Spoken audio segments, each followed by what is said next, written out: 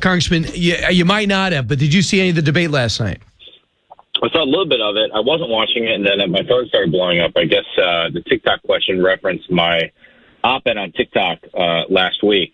So that's probably the first and last time I will be involved in a presidential debate. But I'm glad the question got asked. It's very important. I know we spent a lot of time, Brian, talking about the military competition with China, but just as important is the ideological competition, and TikTok being owned by ByteDance, which is controlled by the Chinese Communist Party, is potentially the biggest platform for ideological warfare ever constructed, particularly given that a lot of young Americans don't just use TikTok for dance videos. They use it as a source of news. So if the dominant media and news platform in America is effectively controlled by the Chinese Communist Party, that strikes me as a very bad idea. So I'm glad that Hugh Hewitt asked about that. I thought that was an important question. I'm glad that there was a debate. I'm not sure Vivek referencing Nikki Haley's daughter was a smart move. It seemed a bit beyond the pale, and it kind of distracted from what could have been a more fulsome debate and discussion about the complexities of dealing with cross-border data flows.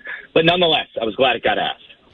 So what they were saying is, and Barack Obama is sitting there Indian style and under the table talking to a guy with nose rings and purple hair, and he wants to get the younger vote. And they think that's the best way to get the younger vote. That's why Joe Biden has backed out of it, and he's hired influencers to spread the word of Biden's reelection.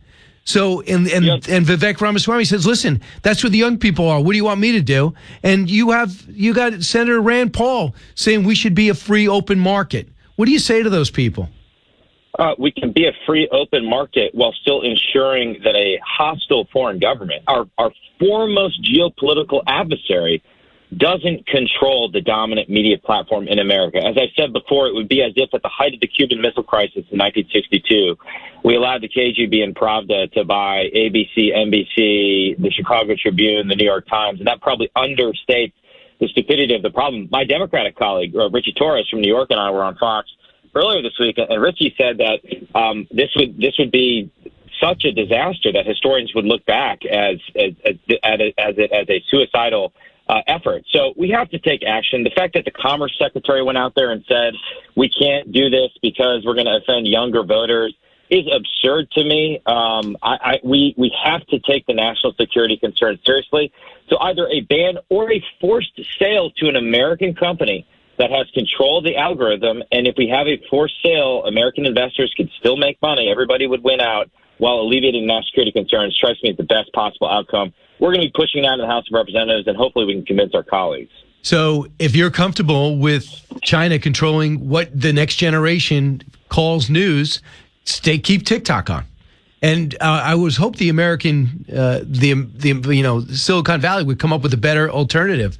I know that Instagram got a lot better, but kids still prefer TikTok. It would be great if there was a substitute. And I thought the best answer was from Chris Christie. I think it was Chris Christie. You can't get Facebook over there.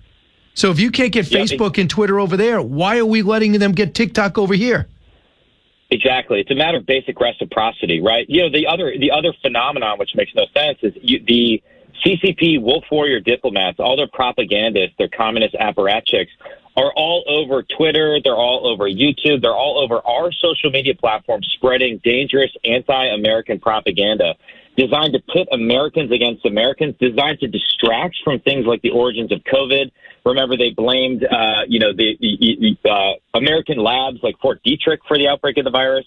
The whole thing was absurd. Well, at the same time, your average Chinese citizen doesn't have access to those same platforms. They don't have access to YouTube, Facebook, Twitter. So it's a matter of basic reciprocity. We should kick all of their propagandists off our platforms unless they allow our social media apps to be accessed by your average Chinese citizen. Which will never happen. Are you concerned that we're going to lift some tariffs and reaffirm some deals out with APEC? What is the president empowered to do when he meets with President Xi? And what did he already give up to get this meeting? Well, he's given up in order to send multiple cabinet secretaries to Beijing. They've taken their foot off the gas in terms of key defensive action that we should have taken a long time ago. So, for example, fixing loopholes in our export controls. We grant licensing exemptions to Chinese companies like Huawei. That should never have happened. We haven't imposed a single sanction on a Chinese official for things like genocidal activity in Xinjiang or COVID cover-ups. We haven't insisted on any transparency with respect to the origins of COVID, and our response to this Chinese spy balloon was a joke. All of this defensive action has been slowed down so that the Biden administration can get this meeting with Xi at APEC. I do think there's a real risk that the president could go further, and he would have the authority to unilaterally reduce 301 tariffs. Now, they would be taking significant political risk if they did that. But what are they? What are 301 tariffs? 301. That's what. Remember, Ambassador Lighthizer and Trump imposed tariffs on China under Section 301. They have authority to impose tariffs. It was probably the biggest economic move that Trump did against China. Some of this was reduced as we did a phase one trade deal with China, but a lot of these are still in place. The goal at the time was to reduce our trade imbalance with China. There was a whole investigation into things like intellectual property theft, cheating, dumping that led to the 301 tariffs. So Biden has yet to reduce a lot of these tariffs, but he could in order to take the temperature down. And I really think their goal is to make sure that nothing rocks the economic boat leading into an election year. And that's why they're so scared about taking action to push back against the aggression from the Chinese Communist Party. Evidently, economically, they have deflation. More executives, this is the headline in the Wall Street Journal, more Chinese executives vanish, casting chill over the business climate. Now, this is their internal problem, but we do need to take note to see how unhinged they are and how actual vulnerable they are economically. They are doing some of the things that they are struggling almost like Japan was when we thought they were going to be our economic challenge in the 80s. And you were probably too young. I do remember them emerging. Everyone said, look out for Japan. And they just deflated and they have been unable to get on top of things. Is China that vulnerable economically? They're very vulnerable. And I have heard about this decade called the 80s. I've heard tales told about this. And there's videos, and I think CNN has a documentary on it.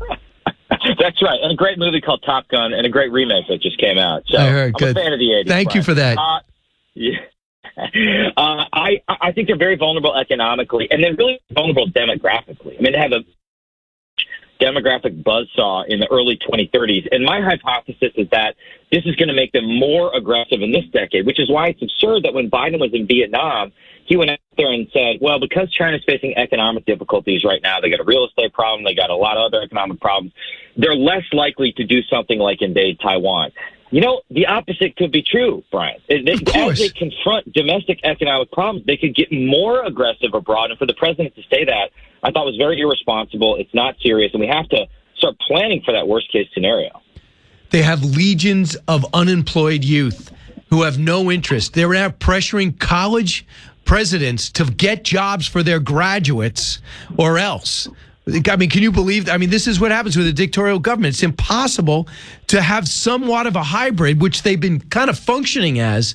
So they're vulnerable. Why can't we ever get ahead of it, Mike Gallagher? Why can't we start making things more difficult for them through the cyber world, through information, through different things to stretch them out like they seem to revel in stretching us out? You know, there's a great, if you go back to the last time we fought the Chinese communists on the battlefield, it was on the Korean Peninsula in the early 1950s. There's a great book written about it called This Kind of War by T.R. Fehrenbach. And he gets into this, and he talks about the abiding weakness of free peoples is that we can't muster action before the crisis happens. But then once the crisis happens, we have a genius for improvisation. We're able to mobilize. The problem is relying upon America to respond after the fact and, you know, revitalize Freedom's Forge and take action after we're already in a conflict with China. That doesn't work in the modern day because they would move so fast to take Taiwan that we wouldn't have time to start producing ships and long-range anti-ship missiles and the things we need. We have to deter the invasion, and that's the paradox of the present day. In order to avoid a war, we have to adopt a war footing, and ultimately that requires strong presidential leadership.